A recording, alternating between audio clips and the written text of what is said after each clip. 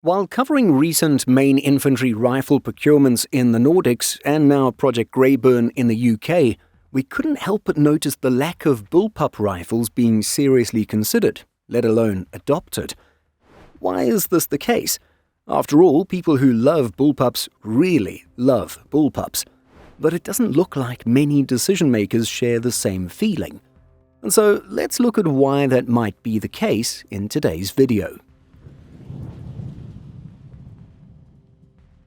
If you're not familiar with the term, a bullpup is a rifle layout where the action and magazine sit behind the trigger and the shooter's grip. The idea is straightforward. This setup keeps a full-length barrel for good muzzle velocity and sight radius, but shortens the weapon's overall length by moving the firing mechanism rearwards. Thus, we get a carbine-sized package with rifle-like ballistics. It's a simple mechanical trade. Compactness in exchange for an unusual arrangement of controls and internals. Bullpups are not a recent fad.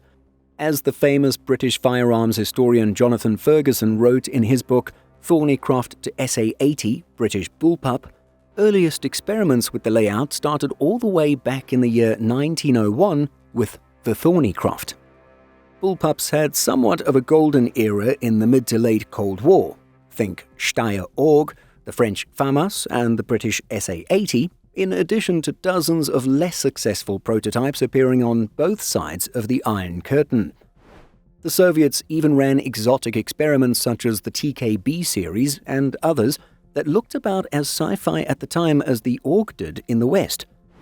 That era of intensive small arms experimentation explains why many countries tried the layout. It promised a neat solution for vehicles, paratroopers, and urban combat. As we've already stated, the bullpup's key selling point is mechanical and measurable, full-length barrel ballistics in a much shorter weapon. Higher muzzle velocity compared with a true carbine of the same overall length, and a longer sight radius for iron sight shooters. For vehicle crews, mechanized infantry, and constrained urban fights, those compact but powerful ballistic characteristics are genuinely useful. Despite that single advantage, major recent procurement choices point away from bullpups. France has been replacing the long-serving FAMAS with the conventional HK416F. Meanwhile, China, one of the world's biggest militaries, has been moving from its bullpup family, the QBZ-95, toward the new conventional layout QBZ-191. And the UK's Project Grayburn, which is explicitly replacing the SA-80 family, has shown a strong preference for conventional AR pattern and ambidextrous contenders rather than a push for a new bullpup. Those moves don't prove bullpups are inherently bad, but they are clear procurement signals. Large buyers are often prioritizing modularity, logistic simplicity, and ambidexterity over the unusual ergonomic compromises of the bullpup layout. When you strip away marketing, several recurring compromises make procurement and frontline commanders think twice. First is trigger feel. Most bullpups require a linkage or extended mechanism between the trigger and the sear. That frequently yields longer, heavier, or spongier trigger pulls than direct sear conventional rifles. That matters for precision and shooter confidence. Second is the mechanics and motion of arms. Having the magazine and action behind the trigger changes reloads and malfunction drills. Speed reloads and immediate action are often less intuitive for troops trained on AR/AK ergonomics, which can slow things under stress. And then there is ejection and handedness. Early bullpups were often biased to one side. As just one example, the British Army's SA-80 forces lefties to become right-handed shooters. Some rifles fix this lack of ambidexterity with forward or downward ejection systems, or reversible internals can work, but it usually adds mechanical complexity. And finally, there is the issue of access and maintenance. Some designs tuck the bolt and feed path deep inside the stock, making quick user-level access and some maintenance chores more awkward than on conventional rifles. And so, broadly speaking, modern bullpups split into two philosophies. One is relatively simple, more mechanically straightforward, but often non-ambidextrous. Again, think of the original L85/SA80 and FAMAS. Fewer moving parts to achieve ambidexterity, but a handed orientation that forces doctrine/training compromises. FAMAS is technically ambidextrous, but like AUG offers the ability to switch the ejection side by replacing the ejection cover, so you can't just switch shoulders mid-firefight.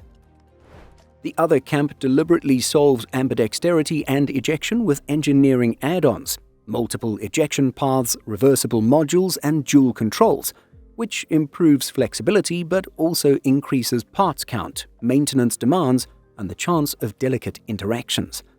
A contemporary explicit example of the latter is the Desert Tech MDR family or FN F2000.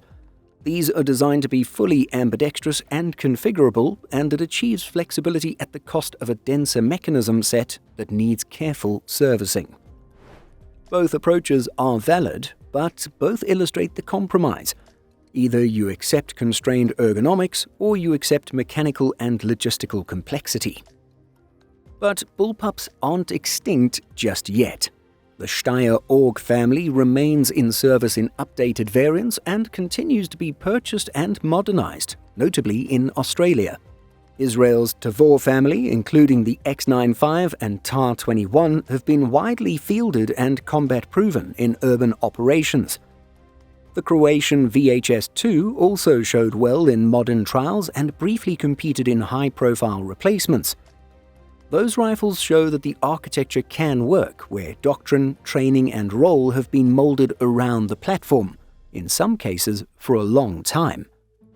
And so calling bullpups dead or a fad is most certainly an overstatement. These types of rifles solved a clear problem, and they still solve it well for certain missions: vehicle crews, tight urban operations, and some special forces roles. But the procurement pattern of the past decade, big buyers opting for conventional, modular, ambidextrous platforms, shows where the broad market is headed. The recurring real trade-offs, such as trigger linkages, less intuitive reloads/maneuvers, handedness challenges, and the increased complexity to make a bullpup fully ambidextrous, mean bullpups are increasingly a deliberate tactical choice rather than the next step in service rifle evolution. Bullpups have given small arms designers and militaries a fascinating creative chapter in firearms history: clever mechanical solutions, bold experiments, and compact rifles that still have fans. But buying small arms for large modern armies is as much about logistics, upgrades, and training as it is about a clever mechanical trick. So, what do you think about bullpup rifles? Are they a brilliant design with some compromises, or do they simply present too many trade-offs to be adopted on a large scale? Let us know by leaving a comment.